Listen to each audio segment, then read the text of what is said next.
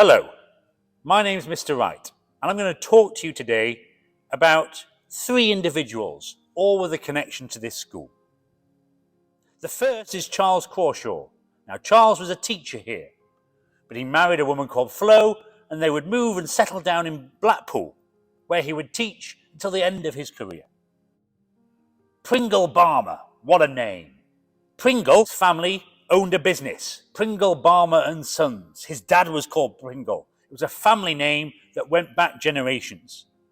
One of 9 brothers and sisters, Pringle went to work in a bank before returning to run the family business until he too retired and settled down. Or what about William Smurthwaite? William was born and raised at the Langley Park Hotel, and he carried on working there along with his mum after she had remarried. William would go on to become the manager of the Langley Park Hotel. Only none of that's quite true. All 3 of those people existed, all 3 of them are real, but all 3 of them died fighting in World War I. Charles Crawshaw, whose name is on the memorial behind me, died in September 1918, fighting in Europe, only a few months before the end of World War I. Pringle died earlier that year, May 1918, on the Western Front. And William died on the first day of the Battle of the Somme in 1916, along with some of the other people also listed on this war memorial. This weekend is Remembrance Day, when we as a nation pause to consider the impact of fighting. War is about opportunities not given, lives not led, a waste of future. The 3 people I mentioned never got the opportunity to live their lives to the fullest. And it's not just that their lives were lost, tragic that is, but also the people they left behind, the people who were denied their happiness, their love and comfort, all of which would have been brought to them had they been able to know Charles, Pringle, William, the 100 of other men's names on the wall behind me, the millions of other people impacted by conflict. Miss Robson will now share with us details about why we mark Remembrance Day in the way we do here in this country. My name is Miss Robson and I'm one of the assistant head teachers here at Durham Johnson Comprehensive School, and today we're thinking about Remembrance Day. Remembrance Day is also known as Armistice Day, and armistice is Latin for to stand still arms. It marks the end of World War I that ended at 11 a.m. on the 11th day of the 11th month in 1918. The anniversary is used to remember all people who have died in wars, not just World War I, and this includes World War II, the Falklands War, the Gulf War, and conflicts in Afghanistan and Iraq. And poppies are worn as a symbol to remember those who have lost their lives in conflicts around the world and those who have been killed as a result of terrorism. It also represents the contribution of families and of the emergency services, and millions of poppies are sold throughout November each year. So what is the Poppy Appeal and what is its purpose? The Royal British Legion is a charity that provides financial, social and emotional support for veterans, those who have served in the active British Armed Forces. But the Poppy Appeal also is for current members of the British Armed Forces, their family, their dependents, their children. By buying a red poppy each year, people are supporting a new generation of veterans and armed forces personnel. The Royal British Legion was founded in 1921 as a voice for the ex-service community to look after veterans infected by mental and physical trauma. They are responsible for their Poppy Appeal each year, and you will probably have picked up a poppy and donated some money to the Royal British Legion over the past years. The money is then used in the Legion branches across the country who are responsible for helping those veterans and servicemen and women in need. Previously, the British Legion was able to fund recovery centres around the country, and now the money finances residential homes for those that need the help and support from the Royal Legion, and there are several of these residential homes in the country. But throughout the year, the British Legion is fundraising for vital funds to keep their services running. And these services include physical and mental well-being support, financial and employment support, and care and independent living support, as well as others. So let us take time to consider the symbol of the poppy and how it helps so many people who have given so much to support our right for freedom.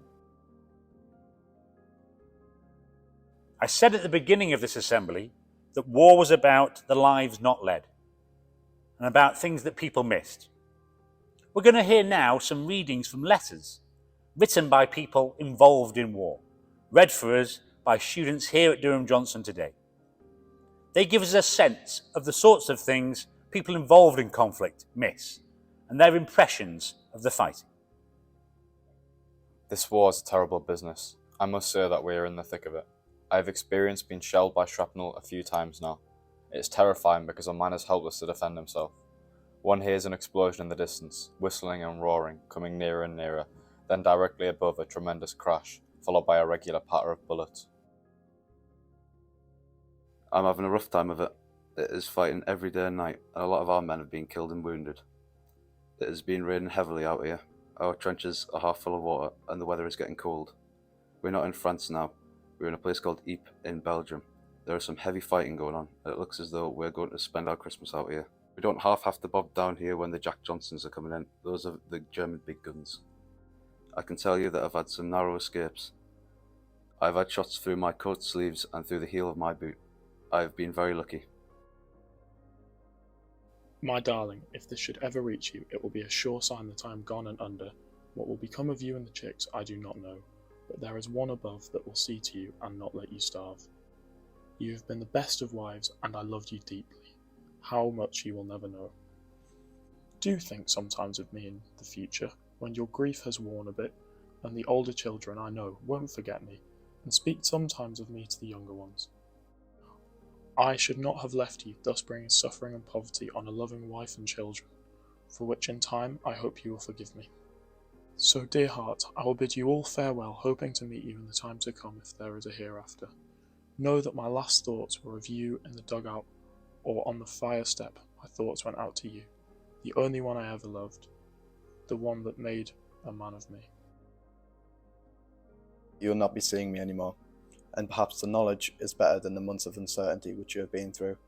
There are one or two things which I should like you to know, and which I have been too shy to let you know in person. Firstly, let me say how splendid you both have been during this terrible war. Neither of you have shown how hard things must have been, and where peace comes, this served to knit the family together as it should have been knit. As a family, we are terribly afraid of showing our feelings, but wars uncovered unsuspected layers of affection beneath a crust of gentlemanly reserve. Over Christmas, my infantry battalion was activated, and instead of going back to school, I am spending the spring in Iraq. I'm between Fallujah and Baghdad, in the heart of the Sunni Triangle. 20-some Iraqis were killed here yesterday by mortars at about 2 in the afternoon. The rounds landed about 650 feet from me. Today, their relatives found out the names of the dead. Yesterday, a kid, who couldn't have been any older than 4, pointed a stick at me, like a rifle, and pretended to shoot me. I wonder if someday my kids will meet him on some distant battlefield. I pray to God that if I have a son, he never has to go to war. That would tear my heart out. I feel very bad for my family. I know that I am putting them through hell. If you get a chance, hug your mom for me. My mom is 9,000 miles and 6 months away.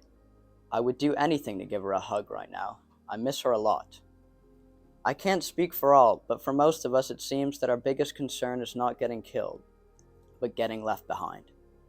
It feels that everyone back in the world is getting on with their lives, finishing school, getting jobs or internships, making friends, planning their future, and we are frozen in time. When I get back, friends will be gone, innocence will be lost, and things will have changed. I just want things to be the way that they used to be. Today at 11:11 a.m.